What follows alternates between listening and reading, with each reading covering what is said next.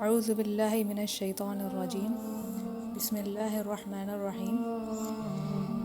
ایک بہت خوبصورت حدیث ہے جو کہ ابن ماجہ سے لی گئی ہے اور اس کا نمبر 3809 ہے۔ اس میں رسول اللہ صلی اللہ علیہ وسلم نے فرمایا، اللہ تعالیٰ کا جلال جو تم ذکر کرتے ہو وہ تسبیح سبحان اللہ، تحلیل لا الہ الا اللہ اور تحمید الحمدللہ ہے۔ یہ کلمے عرش کے ارد گرد گھومتے رہتے ہیں، ان میں شہد کی مکھیوں کی بن بناہٹ کی طرح آواز ہوتی ہے۔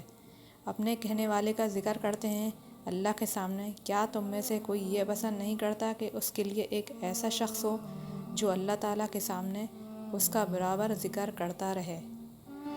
تو سبحان اللہ کتنی ہی پیاری حدیث ہے۔ اس سے ہمیں پتہ چلتا ہے کہ انسان ذکر کرتا ہے تو یہ ذکر، یہ جو کلمات ہیں، یہ انسان کا اللہ تعالیٰ کے سامنے ذکر کرتے ہیں۔ اور کون ایسا انسان ہے جو نہ چاہتا ہو کہ اس کا ذکر اللہ تعالیٰ کے سامنے نہ ہو؟ تو یہ کتنی انسان کے لیے بڑی بات ہے کہ ایک انسان جس کا ذکر کرنے والا کوئی ہو اللہ کے سامنے۔